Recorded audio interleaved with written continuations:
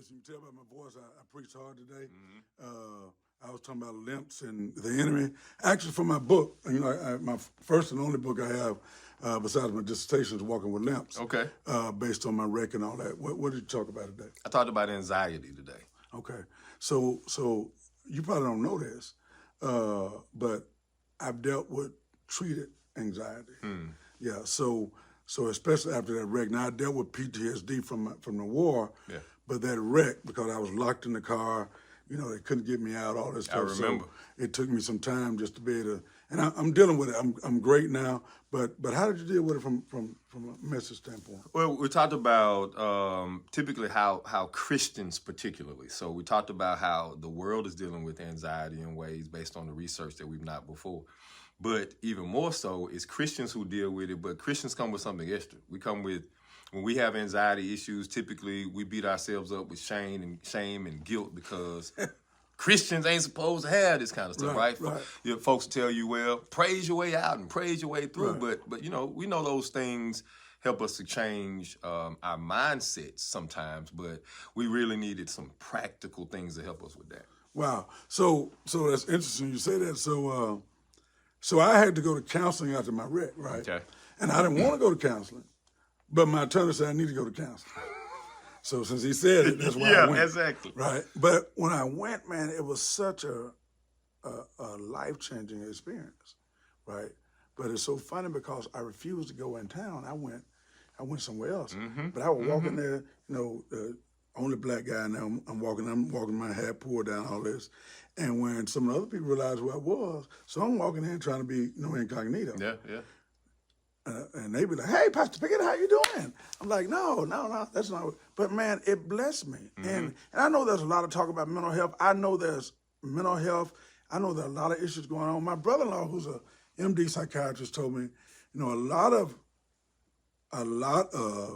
mental health issues. He said this years ago.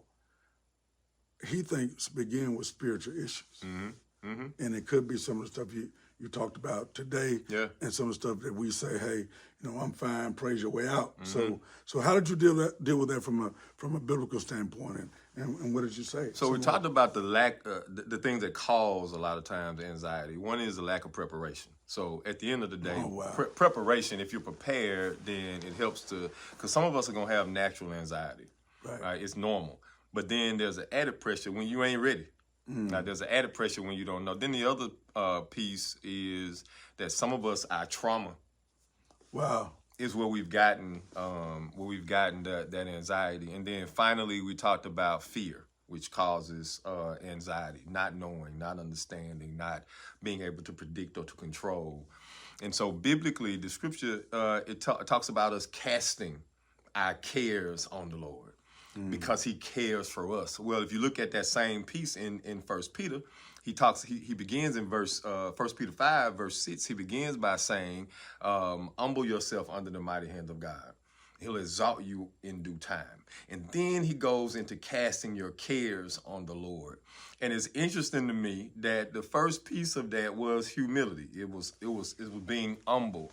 And a lot of that is, all right, Lord, I know you won't put more on me than I can bear, but I will. Right. Sometimes it takes that humility, whether it's a lack of planning, whether it's over planning, whether it's a lack of prioritizing. And so when I'm humble enough to be able to say, all right, let me try to take a look at my processes. Let me take a look at the things that I'm doing that could be preventing me from being in a place of peace, in a state of mind that offers that rather than being anxious all the time. Okay. Man, that's good stuff. And, I remember E.K. Bailey saying that a lot of times in the black church, we're counseling through our preaching. You're actually counseling through your preaching. And that's why people feel like they're at home with you. Like, man, what's in my house? Yep. Right? So you just mentioned something that I shared, because part of my issue when the doctor told me I would have a limp for the rest of my life was that devastated me more than all the other stuff. I mean, my whole face has been rebuilt, right? Yeah. And they did a good job because I look good. Yeah. But this side, they couldn't put metal plates, so I had to stop riding horses. I'm not supposed to play ball, all that. And that didn't bother me as much as he said you're going to limp for the rest of your life. But what it made me realize is that I had limps that were not physical. from trauma as a child, from even my life, I was molestation, different things that happened that had created all this stuff, and I had no place to deal with it. And really, even after getting saved, we get saved, we know the Lord, we ready, we're serious about it. But when that stuff come back up, you know how you deal with it the way you know how to deal with it, right? And so just really working through that, man. I didn't know what you preached today, but I just felt and know that, because I've been knowing you for so long, man, our people need to hear real stuff from us. Absolutely. Right. And I could see light bulbs going off in people's heads. Yeah. Today. And today I did something I hadn't done in a long time. I did an altar call. I knew you was going to say that. Telling people don't, right. I knew you was going to say it. Time. And I told people, don't quit. I said, and all this that I gave them, say, you can't quit. Yeah. And I said, any of you that were contemplating quitting something, whether it was marriage, whether it was job, whether it was whatever it was, life, come to this altar. Wow. And man, I hadn't had a flood at the altar like that in a long time. And I took off my jacket, even though I had another service, and I prayed for each one of them individually. Wow. And man, I think as brothers in the Lord, I think we got to get this out, that we can no longer succumb to what we've gone through. That's right. We got to get back in this fight and be serious about it. Yeah. Man. What you think about that? And I'm gonna let you close us out. Well, I think what you just said resonates, because we preach stuff, and just because we preach it doesn't mean that we actually. It's not that we don't live it, but sometimes we don't own it. Right. And so Romans 8:1 was hard for me to own. Yeah. There is therefore now no condemnation. Right. Well, how I'm going to say that there's no condemnation when I'm the one walking around with this guilt? I'm walking around with this shame. I'm walking around. And so you've been real pivotal in helping me to realize that in a lot of ways. But you talked about something, and I just want to piggyback, and then I'm going to shut up. But you talked about what you told the people. Don't quit. Don't give up. This morning, man, I told those folk, I said, it may seem like it's overwhelming. It may seem like it's more pressure than you've ever had in your life, but you were built for this. Right. Like you were literally, legitimately, before you were, as God was creating you and forming you in your mother's womb, he created you, and your purpose has created you for this. So you were built for it. So not only the reason they can't quit is because they were built for it. They can't quit because they were built. But then the other part of that is, I know that I was built for this. I know that I was. And in order for me to own Romans 8:1, I had to leave church on Sunday mornings so I can make it to my therapist in Ridgeland. Right. I didn't go to eat right after service. This was for 2 years in a row. Right. Every Sunday, and well, not every Sunday, but twice a month. Right. Because I needed somebody to help me understand why my palms stay sweaty.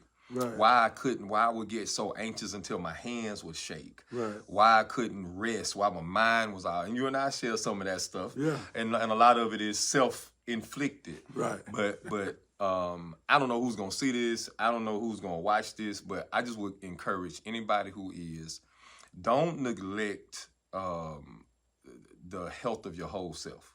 Wow. Don't neglect the word that's been spoken over you as part of that general maintenance of your spiritual health, your physical health, all of that.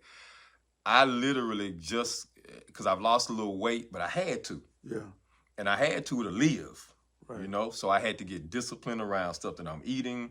The doctor looked at me, he said, well, you're going to either have a stroke in 5 years, and that stroke is either going to kill you or it's going to debilitate you. Wow. And so I had to make some decisions, and those decisions have now helped to ease the anxiety. It's now helped to ease a lot of the stress, and my body feels better and all those things. But I would just encourage anybody who's struggling, who's got issues going on, whatever the case may be, don't you quit. Don't quit. Don't quit. Don't quit. You were built for it. Right.